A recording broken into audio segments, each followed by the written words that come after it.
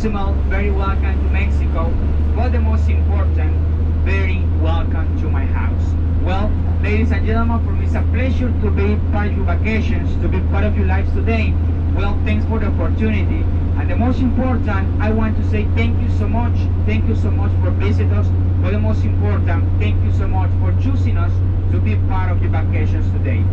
Cozumel Island, well, is one of the most important islands over the Caribbean Sea to receive a lot of different cruise ships during the whole year. In Cozumel Island, our unique industry, our biggest industry is tourism and nothing else. We don't produce farming, no factories, no agriculture, nothing like this. So practically with all my respect, every single day, this little item survives thanks to the tourism, thanks to you, and that's why we say thank you so much. Today I'm gonna share some information about the ancient Maya culture, because for the Maya culture back on time, the chocolate was considered part of the official currency, even was considered one of the biggest treasures of they get back on time. And well, the chocolate as well was considered only for the people of the most highly status. So 1,000 years ago, not everybody get the opportunity to taste chocolate and drink chocolate. Was way different, and I'm gonna explain to you why in a few minutes. By the moment, just let me introduce my co-worker, Balam. Balam is right here. Balam in Maya language means jaguar, and Balam is a representation of an ancient Mayan high priest. Balam is gonna do for us a nice presentation, all right, a traditional welcome in. Everything is spoke in Maya language, all right? So, ladies and gentlemen, if you don't mind, could you repeat after me? Balam Konesh.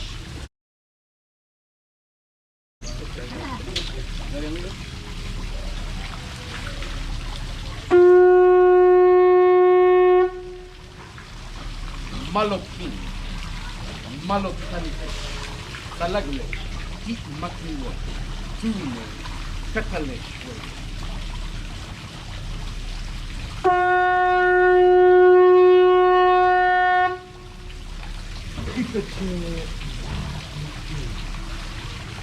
Titache, Jumile Kaa, Titache, Jumile Ha, Titache, Jumile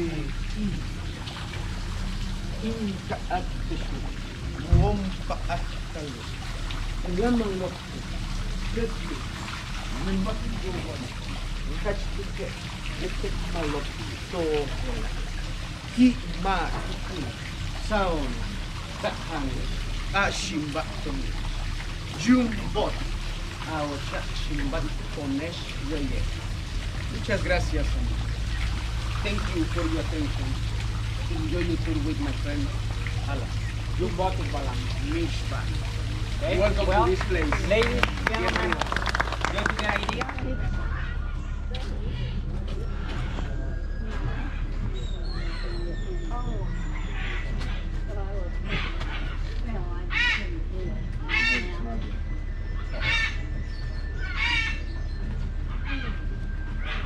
What is a metate?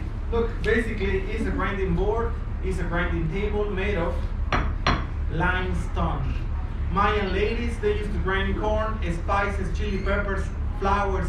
They used to make medicine on these metates. What is so special about this? Metate contains minerals, calcium, zinc, magnesium, iron, salts. So everything that you grind on the metate, your food will absorb minerals and it's gonna be very healthy. You're about to see something very special, at least for Mayan people. After mixing this powder with hot water, this is what we get. Let me show you, look. In Mayan language, we call this choco ha. Choco means hot, ha means water. So they used to call it hot water. It didn't taste good. It used to be bitter, sour, but at the same time very healthy for Mayan civilization. Many years ago, more than 3,000 years ago, without medicine, without drugs, without pharmacies or drugstores, all they had it used to be plants and spices like lemongrass, basil, oregano, and different plants. Cacao used to be always on top of all these plants. Mayan people without technology, only by tasting and trying cacao, they found it very helpful for headaches and fevers. Mayan ladies, they used to rub cacao all over their skin, all over their bellies to avoid stretch marks in pregnancy.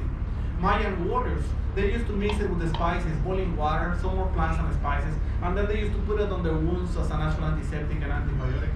Mayan civilization used to consider this an energy drink and anti-inflammatory as well, because roasted cacao contains utanol and ibuprofen.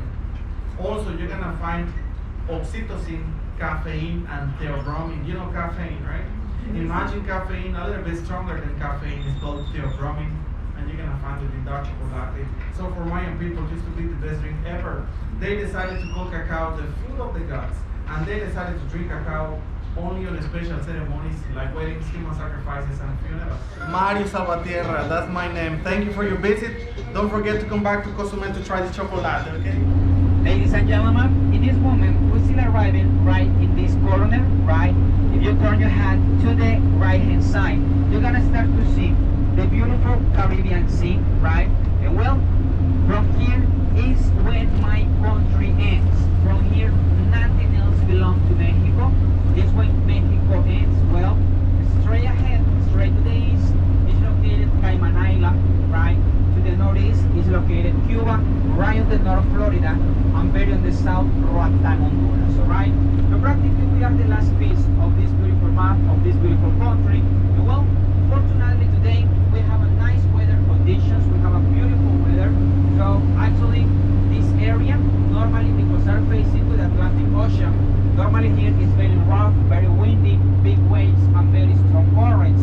Just to get an idea, is the favorite spot for the people to practice surfing and skateboard. Today is way different because for tomorrow in the night, we're expecting a storm. So that's why in this moment the west side is a little bit rough, right? Because we're expecting a storm for tomorrow, okay? And well, the wind changed and everything changed, and so practically we get nice and beautiful water. Well, something very special, or maybe if you identify already or not, around to this place, no electricity, okay? No water service, actually no reception for cell phones, right? The reception is very, very bad. No houses, no resorts. In one side, the beautiful jungle of Cozumel, in the other side, the beautiful Caribbean Sea, and this is it. When Cozumel was declared natural reserve, back on the history, something very important was try to preserve or try to conserve the 32 miles long on the east side of Cozumel Island. Why the east side? Because well, in the east side, every year from July straight to November 10, we have a special moment in Cozumel Island. We have a special event every year. Is the famous arrival of the sea turtles, right? Even Cozumel Island works as a natural nesting area for sea turtles from July straight to November 10.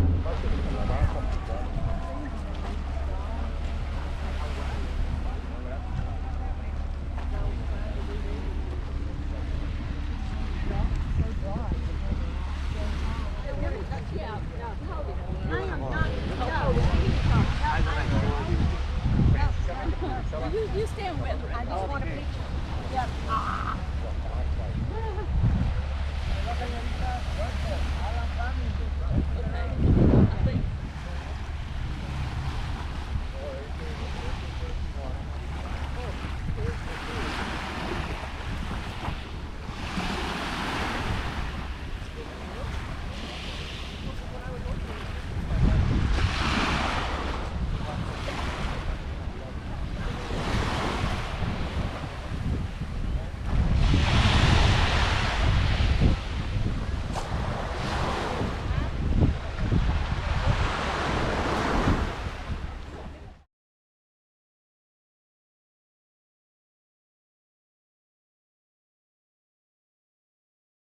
So now it's time to continue with our excursion.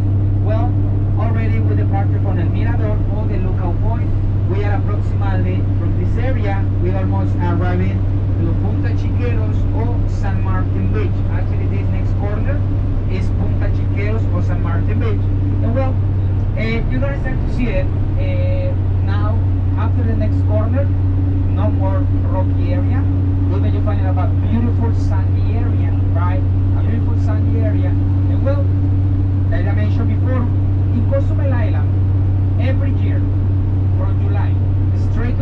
10, November 15 approximately, is the official arrival of the sea turtles. So practically, the 22 miles long in Cozumel works as a natural nesting area for the different sea turtles to visit Cozumel Island. Actually, we have only two different types of sea turtles. Only the green sea turtle and the white sea turtle are the biggest ones, for approximately 130, 140, 150 pounds. I'm going to do a purification process for you. Okay, don't be afraid. There will be no sacrifice, okay? Don't worry. Are you ready? Yes. Okay. Sí, muy bien. Malukin sukum. Pisha belish. Hachki makingo. In chaotic tech.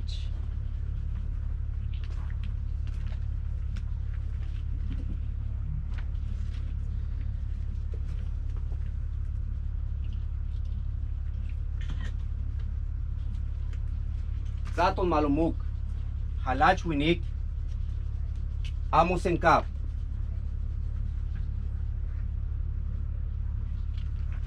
Zaton malumuk. Halach winik. Shunan cap. Jetel. Yum cash.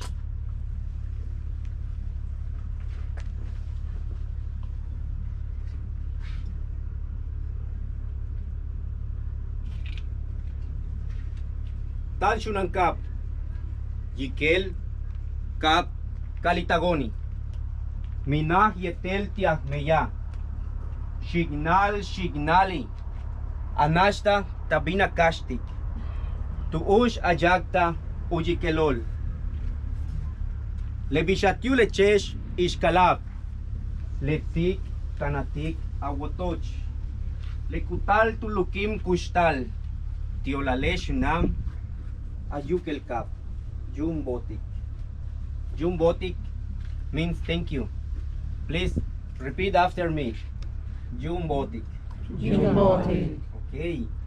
You are ready now. Please follow me.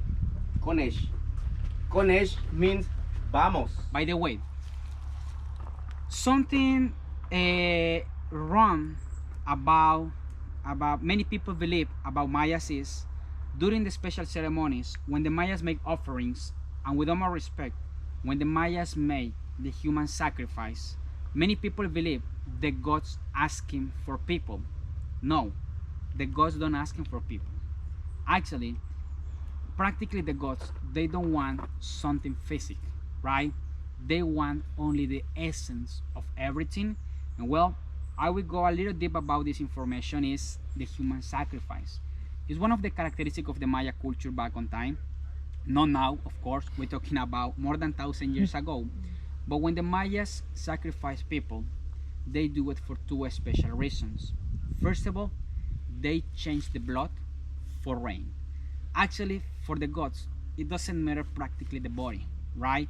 They love it only the blood, and they love it only the essence. For example, the blood, they change it for rain. In Yucatan Peninsula, the rain season, it's very important for everybody. Why?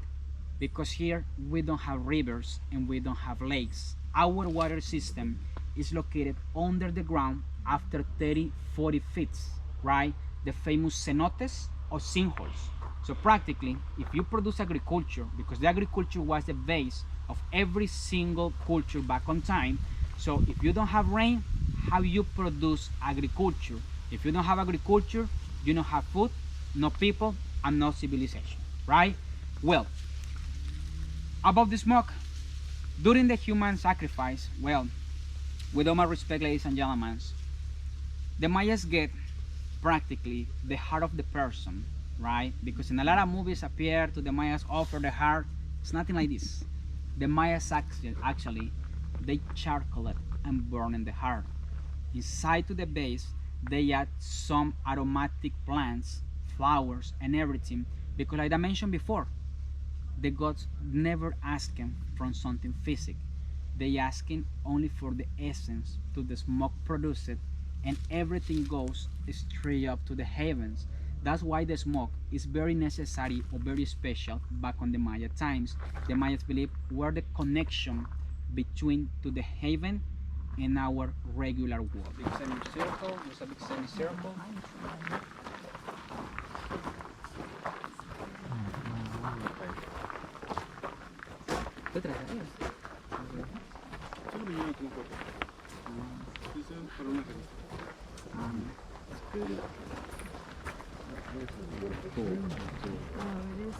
Okay, ladies and gentlemen, here we are. Remember, at a stingless bee, please don't try to hit anyone, all right, because feel something like attack, all right. So, and they try to defend it, of course. How do the stingless bee defend their own hive if it doesn't have the sting? Very simple. For the size, it's a very small size, specifically for with the people. The little bees start to get inside to the ears, inside to the nose, to the mouth, inside to the hair, and they bite, right? So practically one single bite is nothing seriously, but when a lot of hundreds of bees bite at the same time, well, it's something terrific, right? Well, by the way, do you know the regular bees, right? The regular hives look like a big balls hanging on the trees. Well, these ones are the apis bee.